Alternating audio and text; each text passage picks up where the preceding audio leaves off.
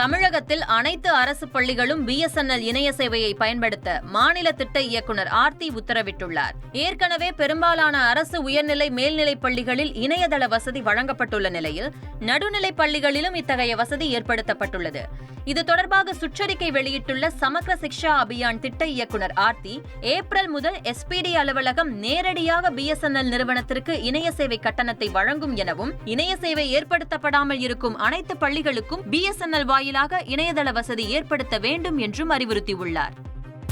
சென்னை வள்ளுவர் கோட்டத்தில் சிறப்பு பயிற்றுநர்கள் தங்களது 25 ஆண்டு கால கோரிக்கையை நிறைவேற்ற வலியுறுத்தி உண்ணாவிரத போராட்டம் நடத்தினர். மாற்றுத்திறன் மாணவர்களுக்கு கல்வியளிக்கும் 1600 சிறப்பு பயிற்றுநர்கள் 25 ஆண்டு காலமாக பணியாணை, இபிஎஃப் பிடித்தம், மருத்துவ விடுப்பு உள்ளிட்ட பல்வேறு கோரிக்கைகளை நிறைவேற்ற வலியுறுத்தி வருகின்றனர். உண்ணாவிரத போராட்டத்தில் ஈடுபட்டவர்கள் முதல்வர் தங்களது கோரிக்கைகளை நிறைவேற்ற வேண்டும் என வலியுறுத்தினர். அலாவுதீன் நாட்டை காப்பாற்ற போராடும் சாமானிய இளைஞனின் சுவாரஸ்ய கதை தினமும் இரவு 8 மணிக்கு.